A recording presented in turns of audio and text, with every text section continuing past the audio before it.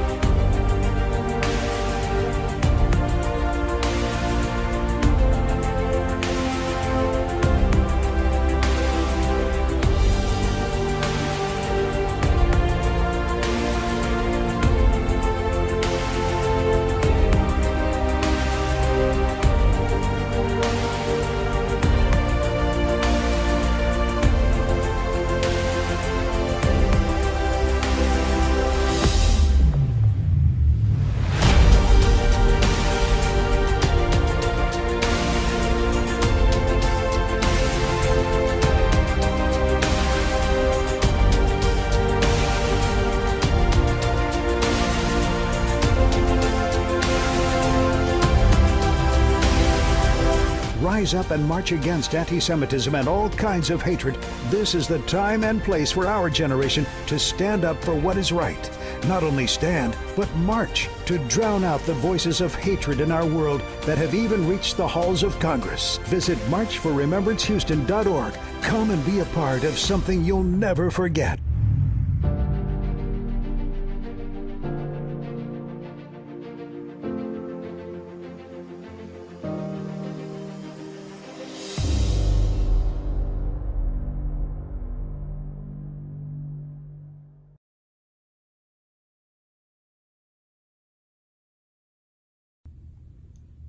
My name is Brian Strauss, and I'm the Senior Rabbi of Congregation Beth Yeshurun in Houston, Texas. I want to thank my friends who this year, on the second day of Sukkot, are lifting up their voices for a global movement to say that they are proud of Israel and the Jewish people. During this global pandemic and this difficult year of 2020, it's nice and reassuring that we have friends who aren't afraid to stand up for the Jewish people everywhere. Thank you, giving us the reassurance, and for all that you do for Am Yisrael, the people of Israel. All my best and only blessings in the holy work that you do.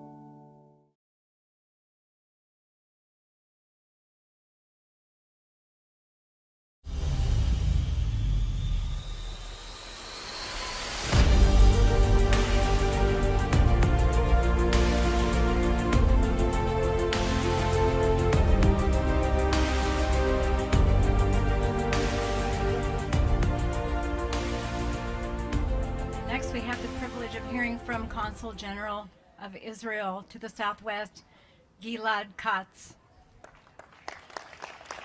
Welcome.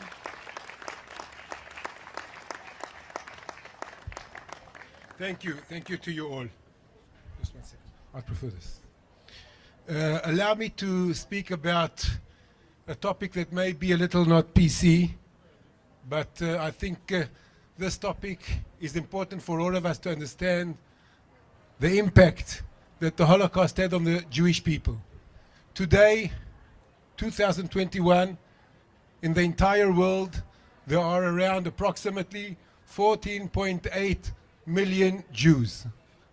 The last time there were 14.8 million Jews was in 1928, meaning 97 years ago. After 97 years ago, we got to the same number. During those 97 years, humanity has increased from around 5 billion to 7 billion. And the Jewish people, as I said, are now only 14.8 million people. Allow me to say to give two more examples, number examples with Jews and numbers. We all know that in the Holocaust, 6 million Jews were murdered, butchered. But today, unfortunately, the number 6 million is abstract. We don't really understand what 6 million people mean. So just to get a sense of the number, every minute during the Holocaust, from 1940 to 1945, 5 years, every single minute, 2 Jews were put to death. Every minute, 2 Jews. That is something that we just can't comprehend. Another example that shows you the problematic of us understanding the numbers is that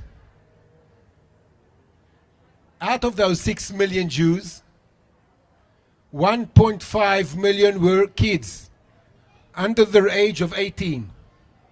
1.5 million kids under the age of 18. Today, 14. Today, in Israel, under the age of 18, there are less than 1.5 million kids. 2021, Israel, less than 1.5 million kids, almost 80 years after the Holocaust. Where does that take me? What is my conclusion? As the representative of the State of Israel, my personal conclusion sums up into two words: might and right. Unfortunately, before the foundation of Israel, we didn't have the might. We just didn't have any might. We were right, but that didn't help us. We didn't have the might. But being mightyful is not enough. One has to be also righteous or right. The combination of might and right, I think that is what the State of Israel symbolizes. The alliance with the great state of the United States symbolizes, and that is also what symbolizes democracy. Understanding that the might is not enough, you have to also be right. I would like to thank Rosalie, I don't know where she is, and all the organizers of the March of Remembrance. I arrived here 4 years ago. I've never heard, I have to be honest with you, I never heard about your organization. But during the last 4 years, I got to know Rosalie and I got to know the organization. And this is something that I'll take with me to the rest of my days. Your organization is extremely important for your members, but also for the climate. The society climate, it's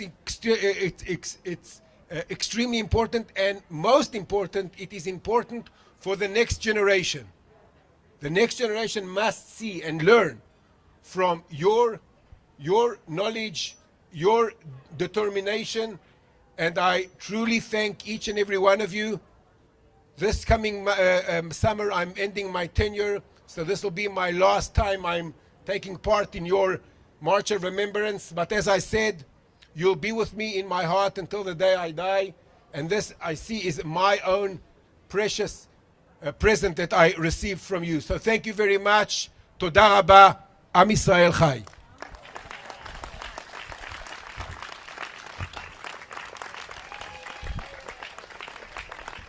Give him a hand. This man is wonderful. He's been helping us too, and we just love Gilad. This is a little gift for you.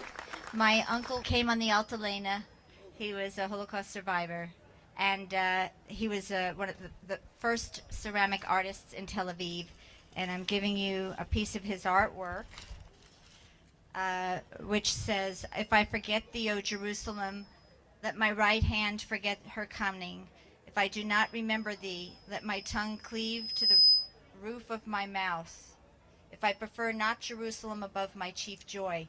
And I know you're returning to Israel, so I thought you'd like to have that. So. Thank you very much.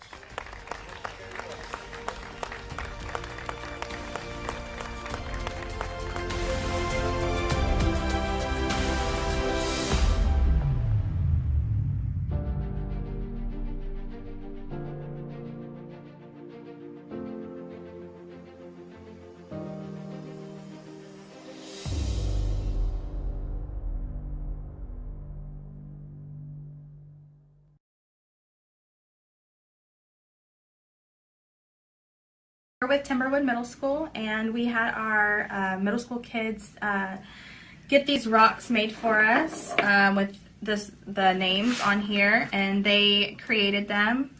They put their name on the back, and then they put the person who passed away on the rock right here. The kids really enjoyed this because they just read The Boy in the Striped Pajamas, so they were very, very interested in doing this. And it meant a lot to them. So, yeah, and I had my students do kind of like an SEL project with it, where, because she teaches 6th, I teach 7th and 8th grade, so we did more of what kind of things with these kids that have gone through in the situation, really trying to put themselves in their shoes and learning from that, and yeah.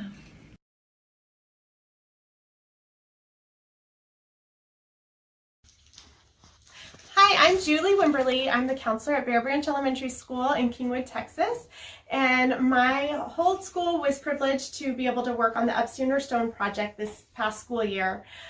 We were able to go into the classrooms, teachers facilitated lessons about being an upstander and just being able to press into a situation when someone isn't being treated fairly or kindly. And, you know, the students were very touched by that. Our older students really understood the history of the Holocaust and the impact that had, but even younger students saw the names and ages on the stones of some of these children that were treated so poorly and murdered. And we are just really grateful that we had this opportunity, and to be able to support the Holocaust Remembrance Association was such a privilege. And we're very grateful for Bethel and her team of volunteers who supported us so well through this whole project. Being able to have the materials provided to us and be able to roll it out so seamlessly was a great help for a campus as large as ours. We had over 600 students who were able to paint rocks, and we just can't wait till the garden comes together so the kids can go visit and have that full experience, the full circle of being able to support a project, but then also to see the final results of their work. Thank you so much. Thank you.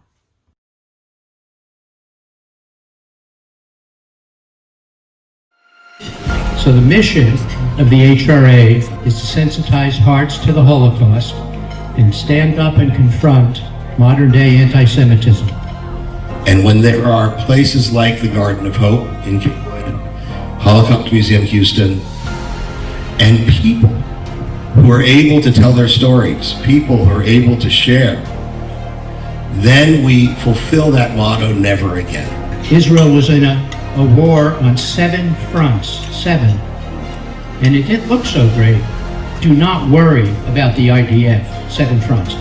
They got this handled. We are losing another battle on the college campuses, on the social media, in the public square. The spirit of hatred towards Jewish people in Israel, and to raise upstanders and not bystanders. You guys on board? Remembrance is a biblical commandment. We are supposed to pass on memories to future generations. But we also need to be responsible to act at this time we are living in.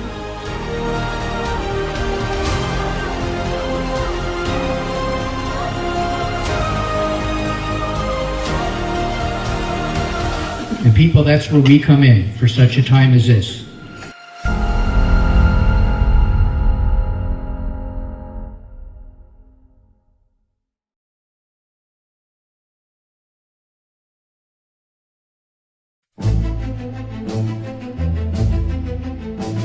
We are one march of over 350 cities. So we're part of a bigger movement here to make a public stand against anti-Semitism. That the horrors of the Holocaust are never forgotten. We can be better prepared to confront the modern manifestations of anti-Semitism and prejudice. And the March of Remembrance serves as a fitting opportunity to reaffirm our steadfast commitment to upholding our common humanity. Now, be it therefore resolved that the 15th Annual March of Remembrance, Houston, be recognized as the kickoff event for the Holocaust Remembrance Week, that the Holocaust Remembrance Association be commended for its efforts to honor the memory of Holocaust victims and educate the public about the importance of the standing against hatred and bigotry. It needs to be carried forward, taught, protected, and lived out by our next generation. There are approximately 750,000 prisoners who were evacuated the same way on these death marches. Roughly a third of those perished on the way. It's a sign of connection, and it's also a sign of choice. Those men and women and children who did that march, many of whom did not finish it, they had no choice. Today, you choose to walk. Never again was never meant to be a slogan that we would repeat once a year. It was meant to be a line drawn in the sand, a call meant to jar our conscience when we see the sins of the past repeating themselves. Recent events, including the atrocities of October 7th, remind us that anti-Semitism is not confined to the history books. It remains a present danger, and it requires a response. And this is signed by me, Charles Cunningham, the state representative. Greetings from the governor of the great state of Texas, Governor Greg Abbott, and our Lieutenant Governor Dan Patrick, and the Speaker of the House, Dustin Burrows. If people don't believe in miracles, I do, because I am a miracle. I survived, and that's why God been with me and let me survive, so that I could help my fellow Jews. You've heard me say before, in order to know where you're going, you have to know where you come from. And with that, we say never again. May God bless and keep you. Thank you.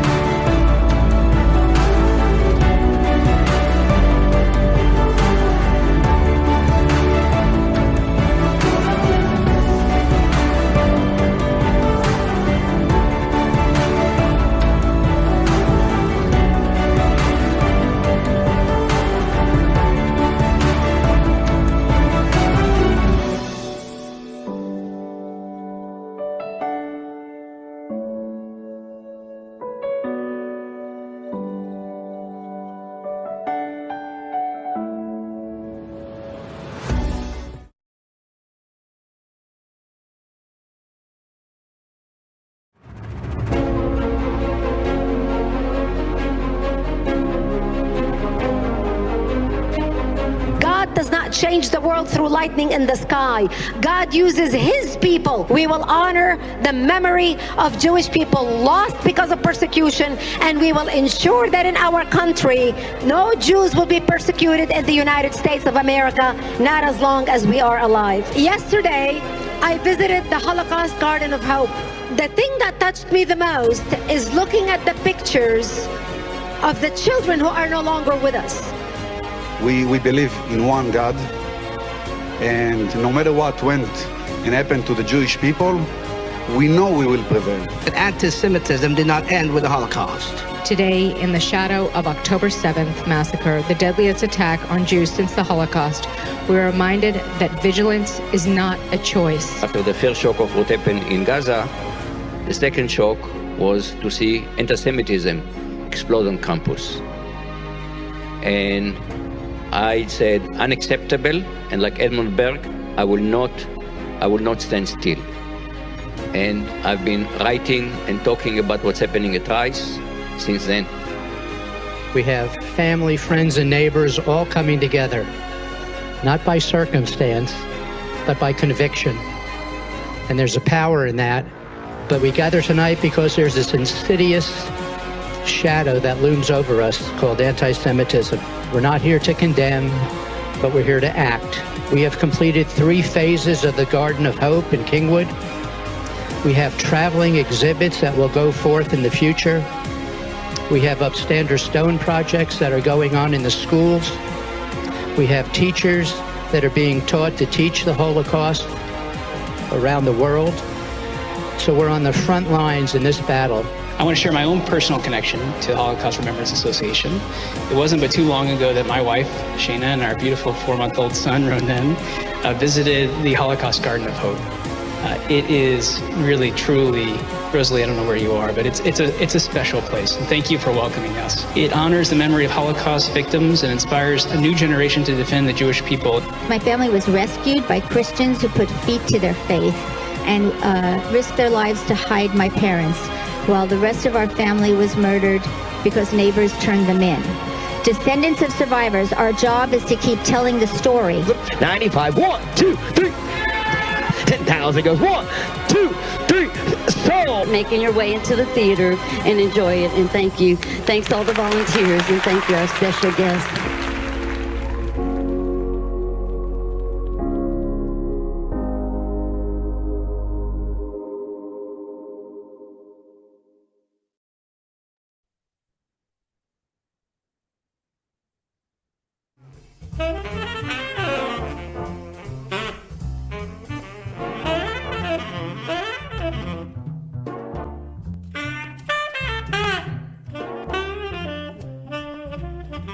Welcome to a virtual coffee encounter, brought to you by the Holocaust Remembrance Association.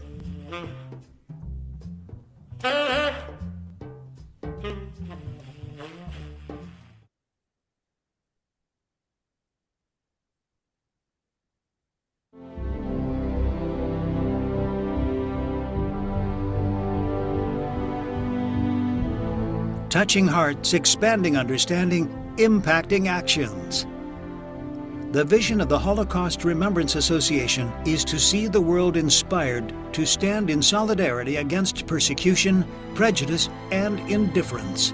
Discover, learn, and partner with the Holocaust Remembrance Association's many initiatives by visiting www.hra18.org. Come back for free refills and meet friends like these, whose stories will touch hearts, expand understanding, and impact actions. Share the link with friends. Discover Holocaust Remembrance Association's virtual and live events at www.hra18.org.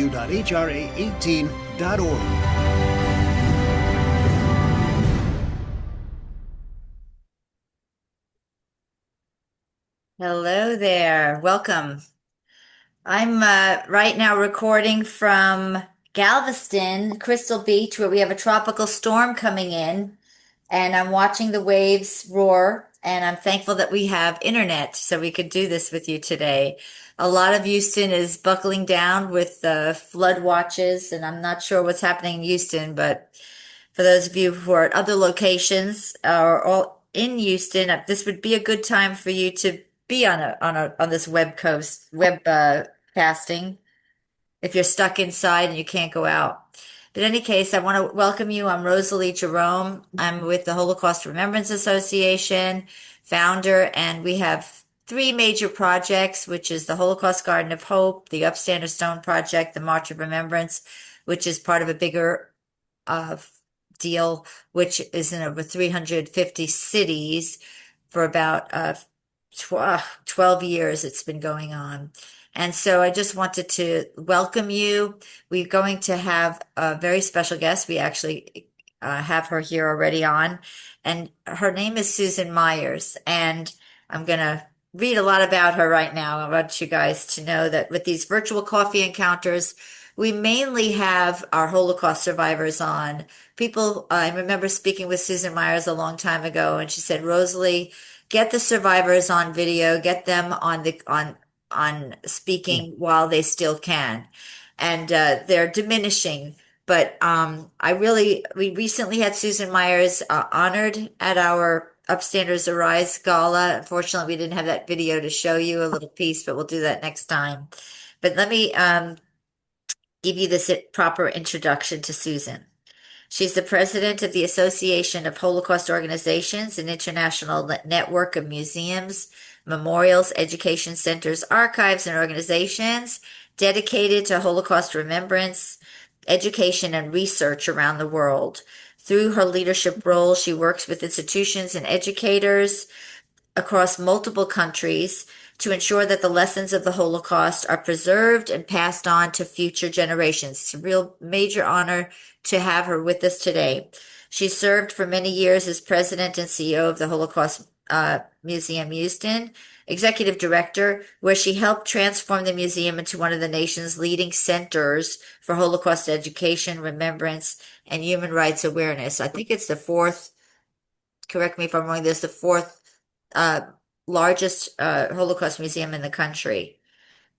Her dedication to preserving memory and educating future generations has impacted countless students, teachers, community leaders, and visitors. Most important thing to me is when we were gifted this property to build the Holocaust Garden of Hope, I freaked out and I said, help! And Susan has been there as a very important advisor to help us with an outdoor museum, which I never thought we'd ever be involved in. And she's been very important with that. And also with suggesting an important project like the Butterfly Project she did at the museum. We have the Upstanders Stone Project, which has gone worldwide, actually. And in any case, at a time when anti-Semitism is rising globally and Holocaust distortion and denial continues to spread, Susan brings a unique international perspective on why Holocaust education matters now, of course, more than ever before. She spent her career helping people understand not only what happened during the Holocaust, but why these issues remain urgent today. So we're going to discuss Holocaust education today. She is an educator. The rise of anti-Semitism around the world. What do we do with that as we're teaching on the Holocaust? How do we really make it relevant for today when we're dealing with anti-Semitism and anti-Israel? When I was recently at an Association of Holocaust Organizations conference, it was last year, the year before, with Dr. Michael Berenbaum, and he really impressed me greatly, where he said two places you need to really focus on, and that's the 1930s. Pay attention to how it's being echoed today. And he said to also focus on what happened in 1945.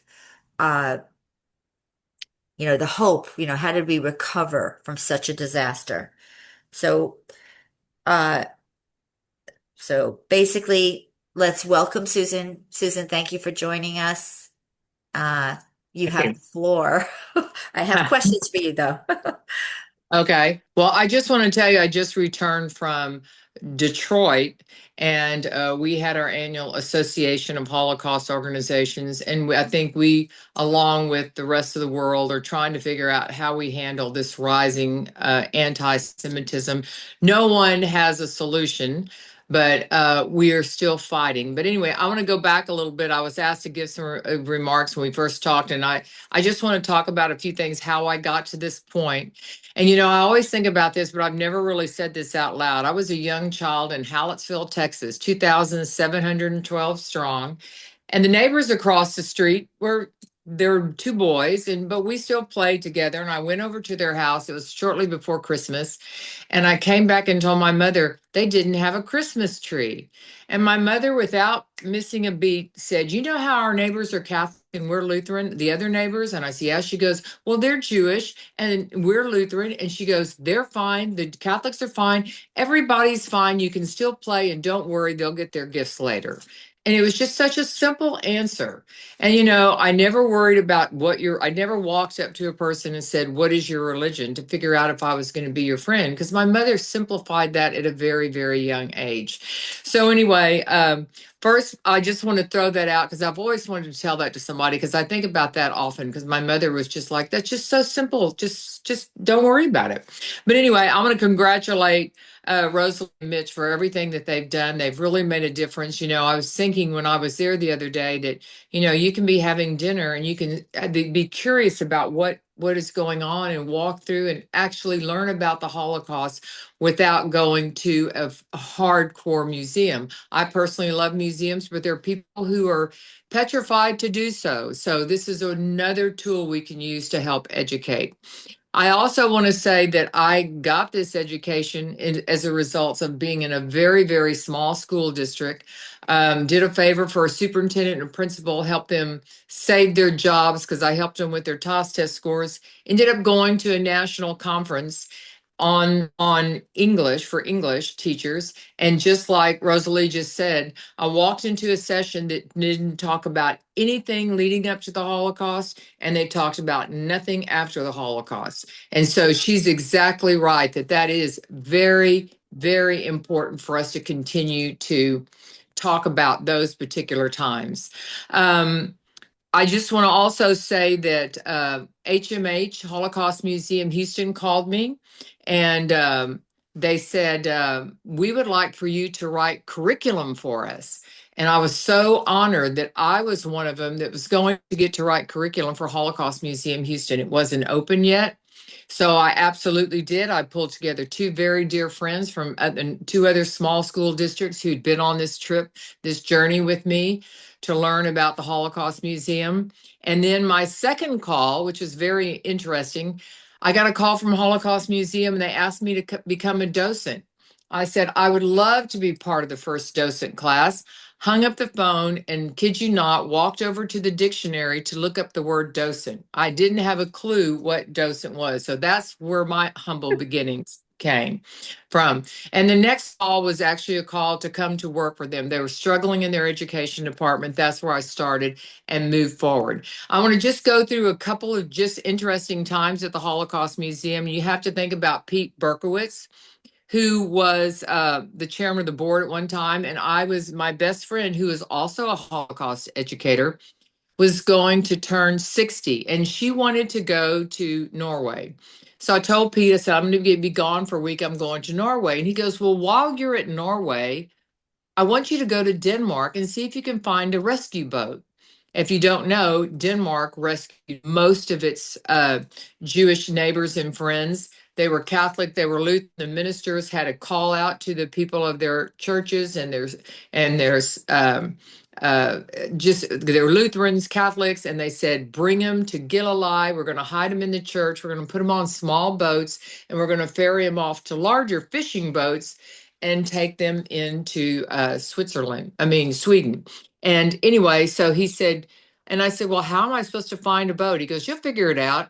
So I go to this little community called Galilee, and I'm walking down And I go to the port and I talk to everybody that's down there. I'm looking for this. It has to be the time period. And finally, one man said, walk up a hill and you'll find an office there and go talk to them. That was literally the instructions we got. So we walked up a hill and that he pointed. At the very top, there was a business. And I walked in and asked if I could speak to the head person of the business, who bought and sold boats, all kinds, shipping boats, small boats, fishing boats. And we were invited into his office probably about an hour later. He was obviously irritated that we were there. But anyway, I just told him what I wanted. I was looking for a rescue boat. We have a museum in Houston, etc. And you know how you're talking to someone, but you're looking past them. As I was looking past him, just like what's behind me is all my shelves with all my stuff on it. Which I love. Do what? Which I love. I can't wait to find out some of that's what This some is of all that my is. traveling stuff. But anyway, there was a little picture behind him, and he says, I can't help you. I don't know what you're talking about. I said, okay, but may I ask you a question? And he said, absolutely. And I said, is that a picture in the Knesset in Israel? And he looked back and he looked at me and goes, what do you know about the Knesset? I said, well, I know that that's a picture in front of the Chagall tapestries in the Knesset. And we walked over and looked at the picture, and he goes, this is my family. I said, was your family rescuers? And he said, yes, they were. I said, who's going to tell the story of your family if you don't help me find a rescue boat? And that's literally how Houston found its rescue boat. We walked into an office. This man didn't want to see us. And then he looked at us and he said, come back at 5 o'clock. And we came back at 5 o'clock and he said, I'll absolutely have it. We got Merce to ship it. And that's how some of those really exciting times at Holocaust Museum happened. The other night, Rosalie, at your dinner, which was incredible, by the way, I told Ramon part of the story, but I want to tell the rest of the story. Okay. So I'm in Houston and I'm at the museum. I get a call and the woman that's doing an exhibit from Israel, she called me. She goes, I'm ill. And she goes, I am going to have my daughter come in my place. I hope that's okay to set up the exhibit. It says, absolutely. So her daughter comes. She's there Wednesday and Thursday. And Friday I go in and I'm checking on her daily. And Friday I go in and said, is there anything you need for the weekend? She goes, yes, I need to get a bus to take me to NASA. And I said, I'm not sure there's a bus from the museum district to NASA. I'll have to go research that. That probably won't work. But I said, I can take you. I said, what do you want to do at NASA? She goes, I want to go see Alain Ramon.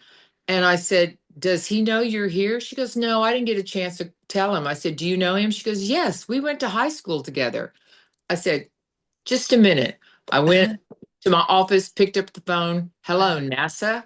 And after about 20 minutes with all these different people trying to tell him, I just wanted to get a message. I finally got to his executive assistant. And she goes, ma'am, he's busy. He's getting ready to go into space. He won't have time to see her. I said, I totally understand. But I want him to have the message that she's in town in case he runs into her 6 months from now, a year from now, 5 years from now. He'll know that she's in town and she thought about it. So hung up the phone, walked back in to tell her I left him a message, and my executive assistant runs out and she goes, Alain Ramon's on the phone. And so I had never met him before.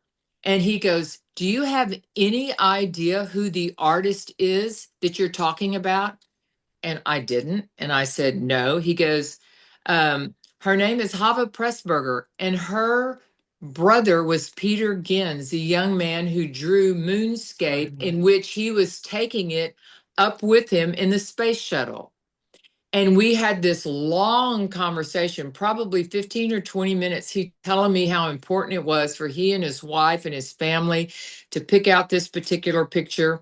And so I asked him, I said, I know you're very busy. And I said, but I have to ask you, would you come to the opening of this? And he canceled a trip to go to Florida to get prepared to go. He went a day late and he came to our museum and he did remarks for us. And, you know, it was a wonderful gathering. I actually took the artist's daughter to NASA the next day, and we had a wonderful tour of NASA by him. He gave us a lot of additional time, but it was just wonderful. I told Tal how giving his father was. In the last week before he went up into space, he called and said, I will be there. So I just wanted to share one of those particular moments. I also Now wanted, wait a second. That's yeah, really interesting. So did you tell, I wish we would have had you share that at the gala. There was so little time. Um, did you tell Tal that when you were I at the event? absolutely. I did. But here's the second part of that story. So everything that happened, and I just, after the explosion and everything, our museum was inundated because Houston astronaut, Holocaust, second generation. The media was everywhere. But I after all of that happens, I am in Israel, and I am. Oh, let me back up. Our museum decides to bring the original moonscape to the Holocaust Museum in Houston, and we bring the original painting down. Yad Vashem brings it down, and I had called and left messages with Ilan Ramon's wife, Rona, if she would like to come and say a few words, knowing it was going to be difficult. But I left messages with her and her attorney the day before she calls me. And this is the story I tell. The day before she called me, and she goes, I will be there and I will speak on behalf of my family. Now, what I didn't tell him was that she said, I will do it under two conditions. And I said, okay. She goes, I don't want to speak to the press. I said, that's not a problem. And I want to go before Yad Vashem. And I said, totally fine. So and then when she got there that evening, we were in my office waiting because she didn't want to talk to a lot of people. And she goes, let me tell you what's going to happen. She goes, I want to speak first. I don't care what your schedule says. And I'm going to tell the story of Ilan and I and the family picking out the picture Moonscape. And I said, totally fine. And she goes, and when Yad Vashem gets up and says they picked it, they selected it. She goes, I'm going to stand up and I'm going to walk out the door. And I thought, okay, she knew exactly what she was going to do. And that's exactly what happened. We brought Moonscape in. She gave this incredibly wonderful, moving talk about this painting and what it meant to her family, how that they stayed here an extra night so that they could come to the opening of the exhibit. And when Yad Vashem got up and said that they chose the picture, she stood up, she put on her gloves and her coat and her jacket and walked out the door. And I thought, what a class act. She did it the way she wanted to do. So yeah, I told Tal bits and pieces to that story, but not everything. But anyway. Okay. Well, Okay. we do have some questions for Okay. you. Let me find them again. Hold on. I have people texting me. Okay. So, well, first of all, I really want to ask this one question, considering you've been in the Holocaust world for so long. I would like to know of the most, of course, the most impactful Holocaust survivor story, person and story that ever really have affected you in a great way. Of course, they all do, but one in particular, just one if you could, and also a liberator story. Well, I've heard from so many survivors. I think you don't want to say one is any because they're all impactful. They've all had their lives changed.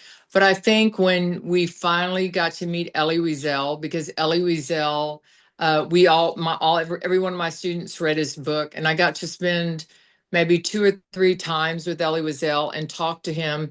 And he was such a brilliant man that anything that you said, he gave his opinion that made you feel good about yourself, made you feel better. He encouraged you. He just had a way with words that you would say, oh, I'm going to make dinner tonight. And he goes, aren't you blessed that you have the food in which to feed yourself, et cetera, et cetera. He was just a totally different. Now, all the survivors in Houston, all of blessed memory, Ziggy Isaacson, and all of those people that I dealt with for years and years, every story is more powerful than the other.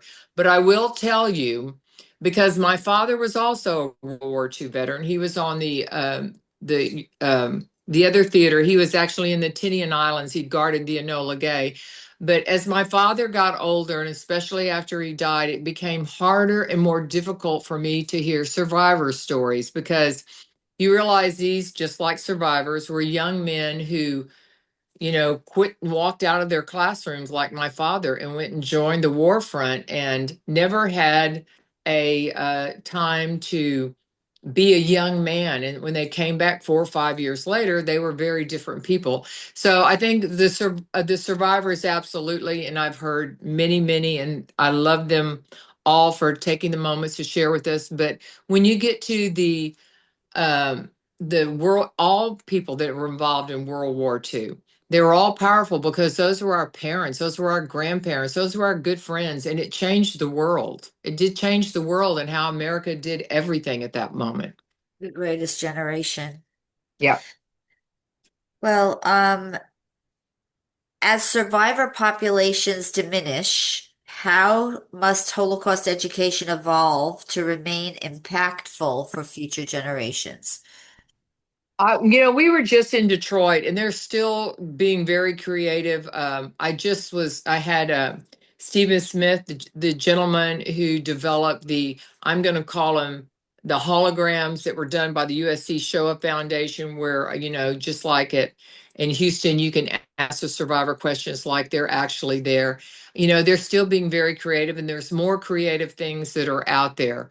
But, I heard this from two brilliant speakers. They both had they said many things, but they both said it's important for the non-Jewish world to have a voice, to come to their defense, to defend everything that's being done. He goes, we know what we as Jews know, but to have non-Jewish people around defending us is how we're going to solve this. And they didn't say it quite so simply, but that's basically what they said.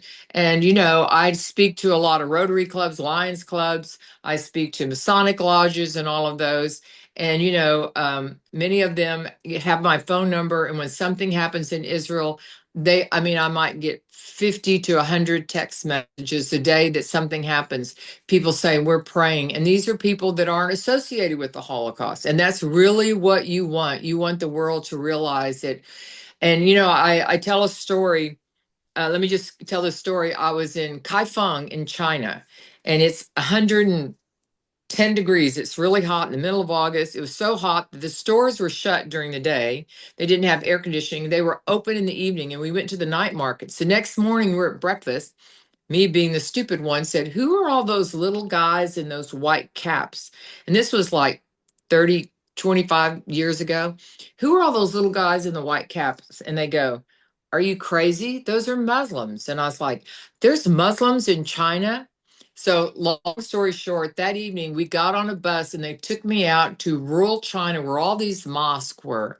And I'll never forget the scholar from Yad Vashem saying, don't be crazy. If they manage to get rid of the Jews, they're going to come after the Christians next. So this is their start. And I'll never forget that's stayed with me for forever. And this was in Kaifeng, the only place in China that the Jewish bloodline ran through the male because there were no Jewish women in Kaifeng, China on the silk trade. Just a little interesting tidbit. I forgot to introduce my husband and Mariel. I apologize. Go for it. Go for it. Mitch, do you have a question for Susan? And Marielle, she's not showing her face. She's our vice chair and she's director at the University of Houston, MBA, going for her PhD. She's hiding behind her logo there, but she might be having a meeting at U of H. So that's okay. But anyway, Mitch, did you have a question for Susan? Yes, Susan. First of all, very glad that you're here. And being in education, here's my question. And we have Dr. Vardy on, who's also a professor here at Rice. And he stands against anti-Semitism at the university where he is at. Great. So after October 7th, like immediately, the college campuses, there was uprisings, and such a large percentage of the students were siding with Hamas and condemning Israel, unbelievably. And right now on college campuses, 75% of the students apparently are leaning towards socialism, and which is unbelievable too. And I'm a believer that what starts at the top filters through, like the presidents of the university, et cetera, presidents of corporations. They are pivotal for what filters through their schools. And recently, and I know you know this, there was a meeting in DC where the presidents of Harvard, University of Pennsylvania, MIT were brought together by the representative Elise Stefanik, and she was able to grill them on what are they doing, mainly not doing, to prevent anti-Semitism on the campuses. And after hours of grilling and not getting anywhere, she knew she had to ask one question that would penetrate, threw away her notes, and here's what she asked them. And the answer is amazing. She said, and I'm paraphrasing, but I'm definitely in context, is it permissible to have genocide of the Jewish students on your campus, or is it morally wrong?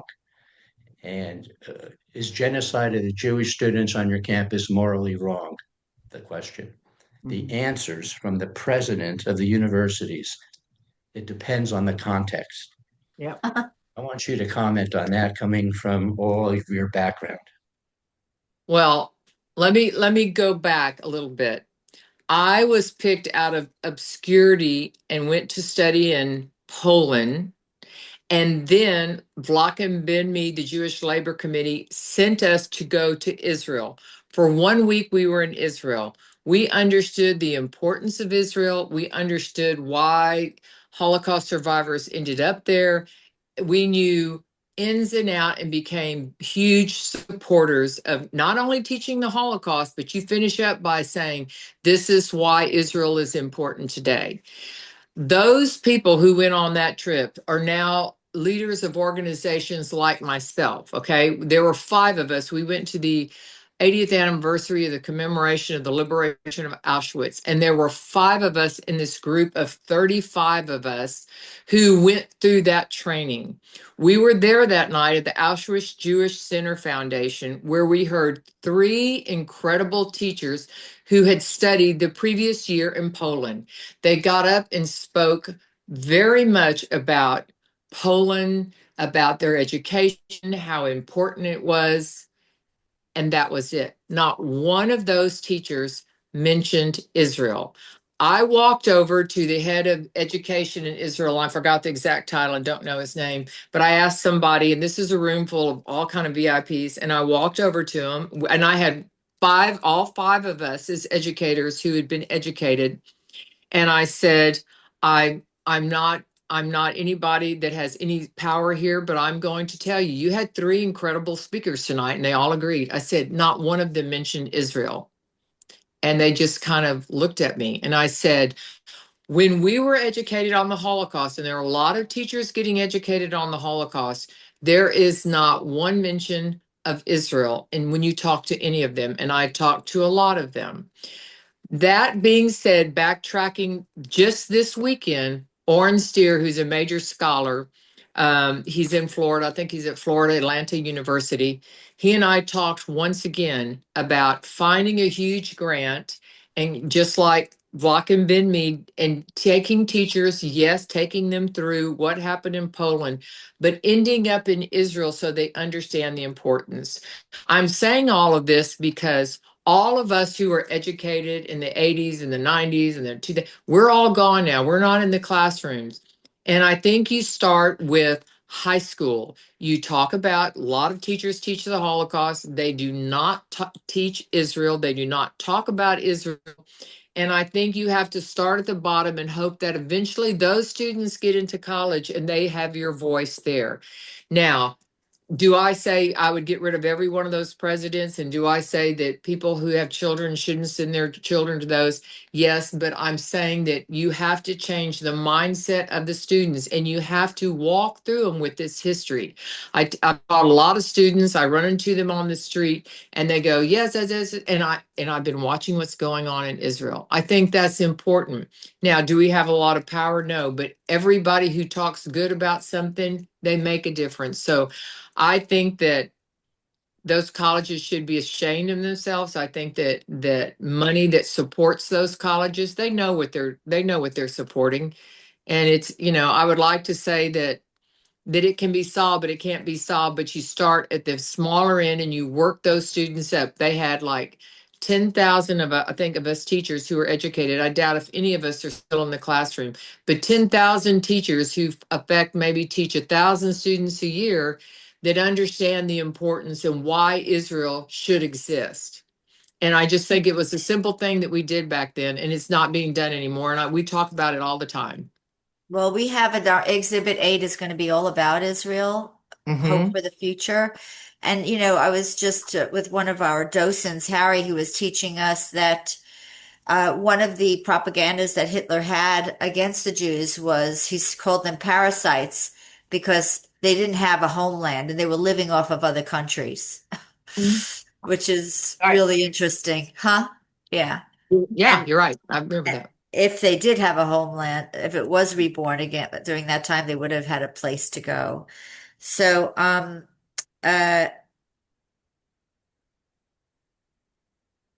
have here actually Dr. Moshe was saying, Mitch, that Stefanik repeatedly asked if calling for the genocide of the Jews, not just Jews of the school, violated their university codes of conduct. So just to adjust a little bit what Mitch said. Tell us some more things that came out of your conference. I'm so sorry I didn't get to go this year. When is the conference for those who are who are attendees? And please, you should we all need to go to this Association of Holocaust Organizations conference they have every year. When is it more than once a year that you guys do this? You go to Poland and Israel too. Tell me what's the next trip. Those are side trips, but we have two conferences a year. We have one in January. Every other year it's at the United States Holocaust Memorial Museum. It won't be there in the coming year. I don't know if you all know, but the USHMM is going to shut down for a while and redo their core exhibit. We're very excited. We got to give them our opinions and help them with this in our last conference we had there in January. Our annual conference is in June. I'm very excited to tell you that this June we actually had 3 people, the new executive director for the Houston Museum and 2 other people. We haven't had people from Houston come in a long time. Very thrilled because we want to bring this conference to Houston, but we never had any participation in the AHO. But anyway, in January of 2027, we will be at the the new Los Angeles Holocaust Museum. In June of next year, we're going to be at the newly revamped Richmond, Virginia Holocaust Museum. The next January, we're going to be 2028. We're going to be in Arizona, in Phoenix, Arizona. They're going to have a new museum, and that summer we're going to be in Boston. So we have 2 a year. We bring in all the scholars. You talked about Michael Berenbaum. He talks all the time, and he got very political this time. He talked about the leadership in Israel and some of the things that were going on, but he said, regardless, at the end, he said, we must always support Israel. We must always support Israel. And we had some Israelis, people from Yad Vashem there that come from all over. So it's a great conference because if we have issues, problems, we talk about it. And this year we team with the Council of American Jewish Museums. We had a joint conference together. First time we've ever done that. So it was very well attended. It was 200 and something people. Wow. So what was the most important piece that came out of the conference this year? That we must continue, despite all the stuff that's going on in our world that you can get sidetracked on. We have to continue with Holocaust education, continue our support for Israel. It's really going back into what you're doing in your museums and in your college campuses, because we have a lot of college people there also. We must continue to do what we do best. And let everything else is going to be worked out with higher powers, but we must continue educating students. We must continue making a voice. Like I said, most of the people in that room, like me, talk once a week to a Lions Rotary Club, to historical commissions and all the people we talk to, and we educate them and we give them an opportunity to ask us the tough questions and we answer them. And so that's our job. When you say, "What, I feel like I'm not doing anything," if you can convince 5 people a night that you're talking that, I need to really be on the Israeli side of this, you've made a difference. Well, we have some, Mitch, do you have any more? Did you have anything? I have a few other questions, but I'm asking you, Sure. Mitch, if you had something you wanted to say. Well, just to add what Susan just said, stand with Israel, stand against anti-Semitism, and Yeah. you're on the right side of prophecy. You may be Yeah. in the minority, but you're standing on the right side of prophecy. So. Well, it's really interesting you should say that because, I'm a little bit different. When someone says something to me and I turn my head and I give them a lecture on it and they look at me and they go, "Are you Jewish?" And I said, "You don't have to be Jewish to support Israel. You don't have to be Jewish to understand what happened during World War II and the Holocaust. You have to realize if it happened to them, it could happen to you and me. So we must learn from this."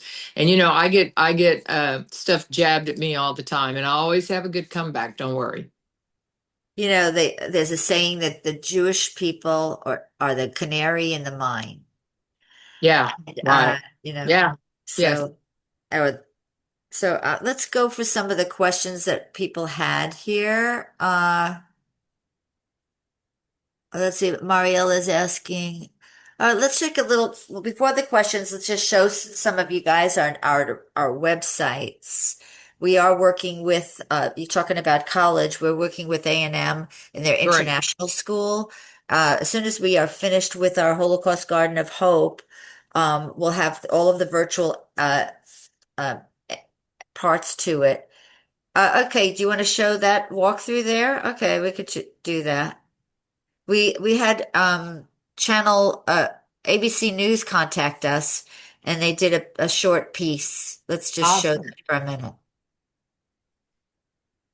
I don't hear any audio though. Can you start that again? Mariel?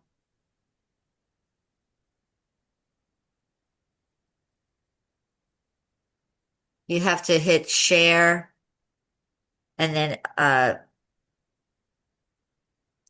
your share button and then there you go. Hi, I'm Rosalie Jerome, the founder and president of the Holocaust Remembrance Association, which includes this beautiful exhibit, the Holocaust Garden of Hope. The purpose of this exhibit is to sensitize hearts to the issues of the Holocaust. Well, I'm actually second-generation survivor. My family comes from Europe, and most were massacred in the Holocaust. My family, most of them lived in a small village in Sopron, Hungary, and it was the neighbors that turned my family in, and most of them were murdered in Auschwitz. My mother-in-law, Bori Kent, survived both Auschwitz and Bergen-Belsen by claiming to be a gardener. Bori quickly decided to claim to be a gardener, although she was actually a porcelain painter. They took her into the concentration camp and assigned her to garden around the officers' headquarters. For that, she got an extra bowl of soup a day and survived. Because there were so many ashes falling from the sky due to the crematoriums, she was not able to grow any plants. She spent her time creating patterns in the ground with different colors of ashes and soil, and survived through gardening. And that led me to want to create this garden in her memory. I work with descendants of Nazis who are broken when they found out what their families did. They connect with descendants of Holocaust survivors. My parents were rescued by Christians who hid them during the war, risked their lives to do that. And so it's in Yiddish, in my kishkas, in my DNA, to help raise up people like those who rescued my parents. For me, it's very important that we get involved. What led entire communities to really participate in such an atrocity? These pictures here are of children before the Holocaust. They were just regular kids. These are the railroad tracks. A lot of the victims, the Jews, were taken to the camps. We have a lot of people that are just walking down this path. They're visiting this Kings Harbor, And this is not what they're expecting to see when they come here, but when they come here, they really get fed. They're nurtured, they're growing, and they want to come back. Over here we have the Upstanders Stone Project. 1.5 million children were murdered just for being Jewish. For us, these souls have to be brought to life. I'd like to dedicate this particular talk here to Joseph Holzer, 10-year-old. He was killed in Auschwitz right there. Many of the rocks within these cages are not painted, but there are thousands of rocks that have been painted, and those have been painted by community members. I actually took some of these rocks and had girls paint them for my daughter's bat mitzvah. And it was extremely emotional. And on the back, they had to put the dates, and they put the place. And on the front, they painted a picture to commemorate the soul. You could see, wow, they were like, look at was a 9-year-old, right? Oh, this was a 3-year-old. And they started to relate and realize, like, wow, here we are remembering this moment and putting ourselves in their shoes and saying, why were their lives taken so early? I have grandchildren. You know, when you hear Holocaust survivors talk, a lot of them were kids. So you think, oh, it's an old person, they had a problem, things happened. But when you think it was a 7-year-old or a 10-year-old who saw such atrocities, like your kids and your grandkids, then you connect. That's why we have our Upstanders Stone Project, because we write on the stone. The name of the child, 5 years old. Killed, how? Gassed, typhus in a ghetto. So when you talk about children being perpetrated, that's another story. Sorry. Hope and the word for rope are the same root word. That's something firm. It's not some airy-fairy, maybe someday thing. Hope means a concrete opportunity that you're looking forward to. You just need to know where to pull the thread on the right rope.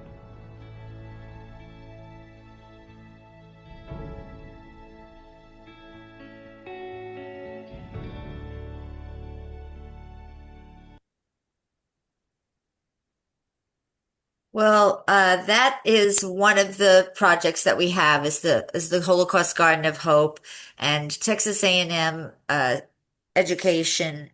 international side. They are focusing on using our garden as a template for teaching the Holocaust, and also we have our virtual website, which is here. She's showing where educators, all of you could just go, for example, here. And it's very interesting, well done piece. The Texas Historical Commission gave us a grant for this, to teach the Holocaust, with this site here from anywhere. The Marches of Remembrance, of course, we'll be having ours in January, during International Holocaust Remembrance Week. You know, the times they are a-changing. This year we had Houston Police Force came out. They heard what we were doing, and we had, I don't know, Mitch, how many cars did we have there? Houston Police escorting this march? About 7. Huh? About 7. 7 police cars escorting us, but just because they found out that we're doing this. That's how bad things have gotten. That we have to have that kind of security. But nothing happened. We had about 400 people marching this year. So next year it should hopefully will be bigger. We'll have more of the scouts that are involved. We have Eagle Scouts that are doing projects at the garden. And then of course you saw about the Stone Project. We give those bags away to the local schools, the local people, those that we have to mail it to and all. We do ask for a donation. But we try to give the bags with 20 stones and 20 names and little wristbands. They could go online and then look and see their stones on our website. Anyway, we have other initiatives, of course, like what we are doing today, the virtual coffee encounters and conferences. We had Dr. Moshe Vardi speaking at one recently, and Dr. Kokanan, who wrote our exhibit, who worked at Yad Vashem for many years, a PhD in Holocaust education. In fact, next month for our virtual coffee encounter, oh gosh, I don't remember who it is, but I know we'll have Morris Narinsky will be in August. July, I don't remember who it is. Oh, that's terrible. But it'll be somebody wonderful, just like Susan. And so let's go to some questions. Thank you, Marielle, for showing us that. Oh, did you want to show that? Yeah, let's show that for a minute. This is from our gala we do.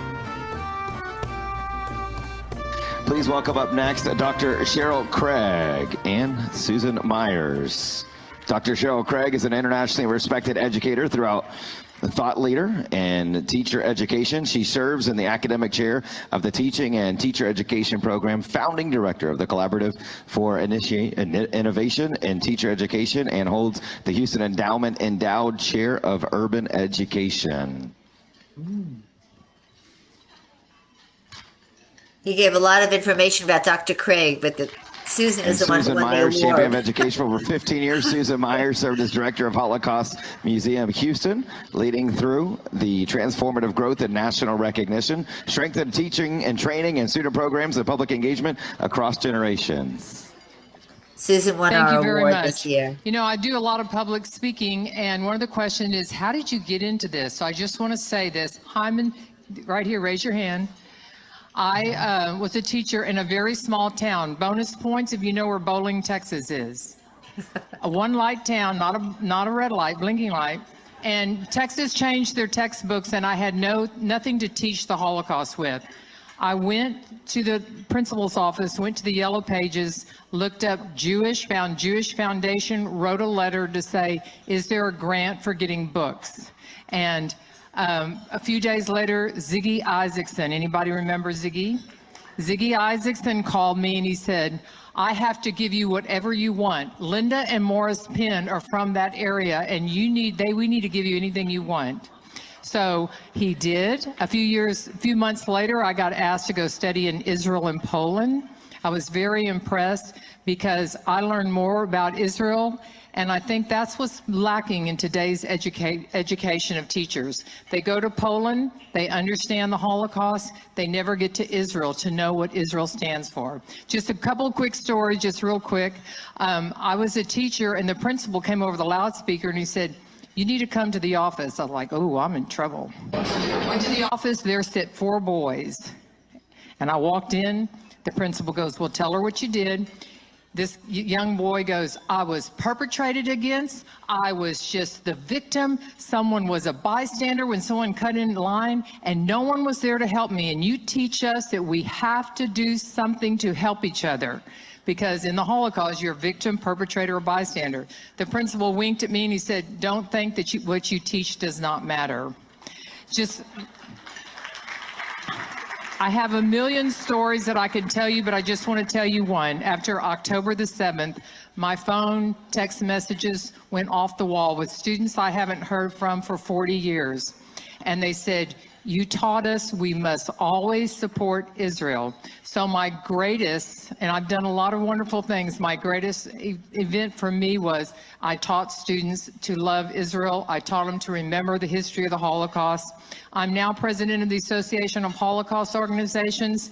They are struggling. They are struggling with trying to keep up with how do we teach teachers about what to say about Israel. It's a constant struggle. But anyway, thank you for this award for all of my survivors in the second gen. Thank you very much for being here. Okay. Well, we have you right now live, but that's a little snippet from our gala. We will have our luncheon next year at the Junior League.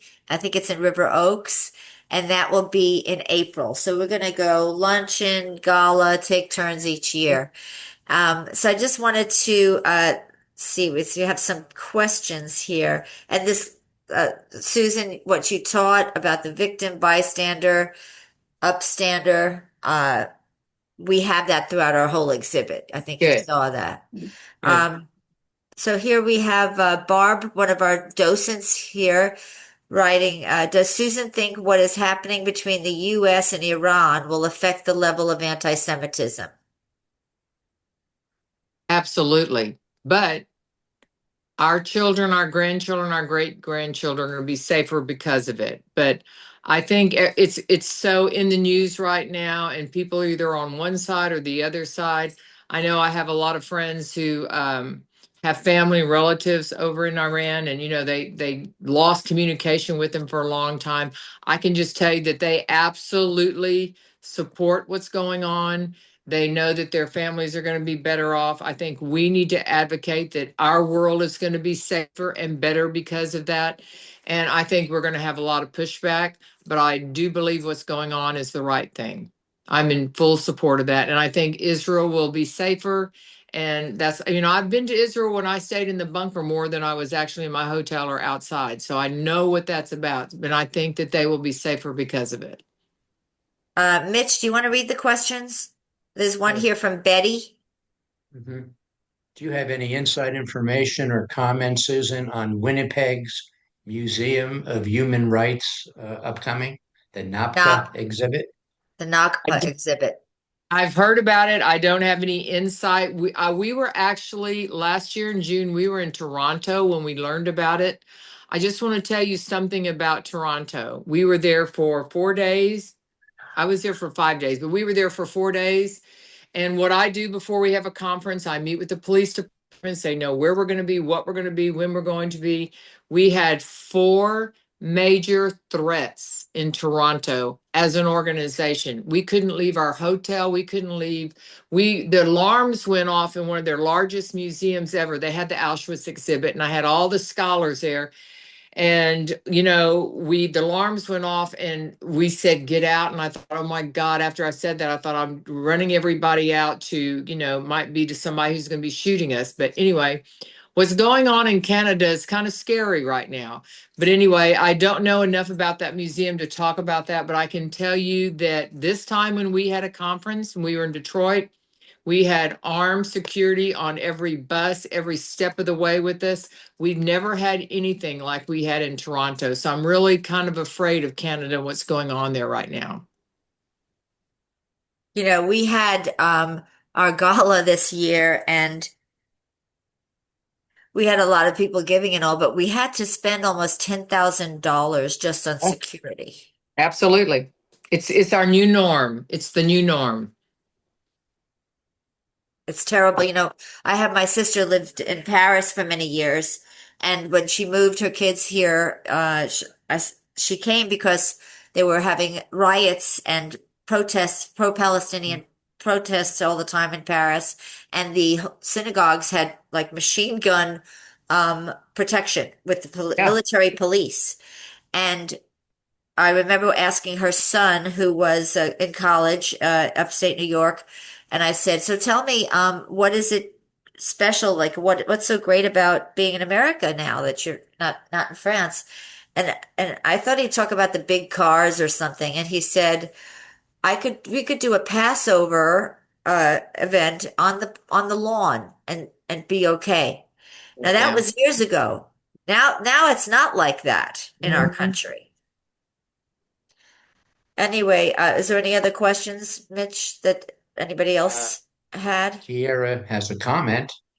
God has a solution for anti-Semitism. Zachor and blot out Amalek. Zachor means remembrance, correct? Yeah, that's a religious, spiritual answer there. Are there any other comments that we have from our we have over here, Steve Finkelman is on. We have Toby. We have Toby. Yeah. We have a lot of our docents on also. Second gen, a lot of second gen there. That's good. Yes. Susan, what gives you hope that we could conquer this wave of anti-Semitism with all that happens every single day in the paper? How do you keep your hope? I was talking to a Baptist church group the other day about the Holocaust, okay? And somebody asked me a similar question, and I said, God was here during, and I named all these terrible times of history, and God was there. God was there during the Holocaust. God was there, is here now. And I said, we just have to be the best person that we can be. And I said, we have to encourage people around us. Anytime you get to have a conversation and just say, I'm really praying for Israel. I'm really praying for Iran. I'm praying for the people of Iran. You have to be a positive voice among all this noise that is going on. And just remember, God was around during the beginning. He's still around now. And the world will continue to go on. It will continue. And you just have to be an example of being the best you can be. That's all you can do. And you have to emulate that to everybody you're around. Said something Thank at the you very garden when much. you were there the other week, and you kind of ended it like, if everybody here, maybe we had 25, 30 people there, would just commit to bringing two people to walk through this garden. Word of mouth, we are the best advertisement to stand against anti-Semitism. Our sphere of influence is greatly different than yours. You're working with 300 some odd organizations. Many of us obviously don't have that exposure, but every little bit does That's make an right. impression. And don't think that what you're not doing is not important. It is very important, because you're going to touch a life of somebody, and that person one day will make a difference. When someone says something anti-Semitic, or someone says something about a distortion in the Holocaust, they'll be there to correct it, and you have made a difference. And don't ever think that in a small way you're not doing enough, because if everybody did a little something, our world would be a better place. And I go out of my way when someone says something nice, or they're kind, or even if it has nothing to do with our field. And I always thank them. And I said, our world is a better place because of people like you. And we just have to keep reminding ourselves that we can make a difference, even in a very small way. Well, Susan, thank you for your upbeatness, and thankful for the position that you've taken with as a leader with the Association of Holocaust Organizations, and all the work you did with the Holocaust Museum Houston. Thank Really, you. really, and for being a big, an important executive advisor for us. Thank you. And congratulations. I'm very impressed where you've come, and you're going further. I have no doubt.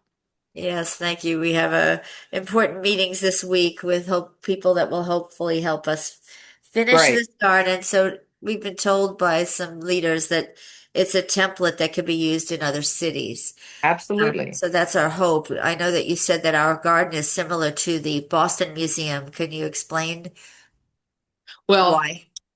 There's a historical trail in Boston, and if you walk the historical trail, which 90% of the visitors do, because everything you get has it on it, you walk through this kind of glass object, or this little building within the walk. It's on the sidewalk, and you have to walk through it, and it's their Holocaust memorial. And when you first came and talked to me, I thought this is going to be very much like that, because people who wanted nothing to do with learning on that day other than Boston history are going to learn about the Holocaust. And I was so impressed with that, and I talked about it for years. Now I will tell you that Boston is building a new museum, but that will always be there for the regular person to walk through. So I'm thinking of your garden, people who are just want to go to the lake, they want to go walk around. It's beautiful, it's green, it's going to attract them, and they're going to learn something that they might never get an opportunity to have. So your garden will make a difference to a lot of people.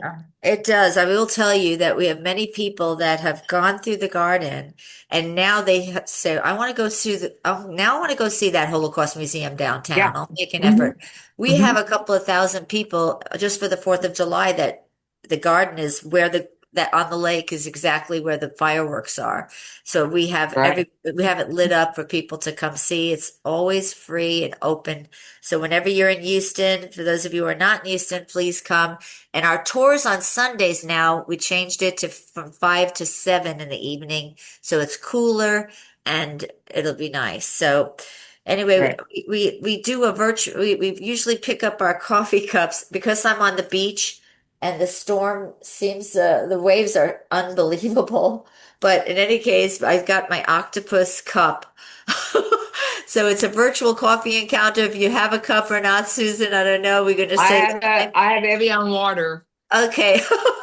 So we just lift up our cups. It's interesting. It's Avion water, right? We lift up our cups and we just thank you, L'chaim. That's Susan. You do what you do. We thank you for all of our docents and our attendees today.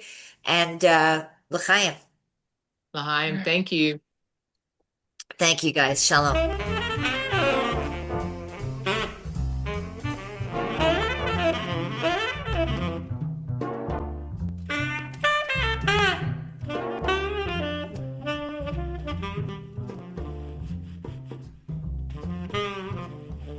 Mm-hmm.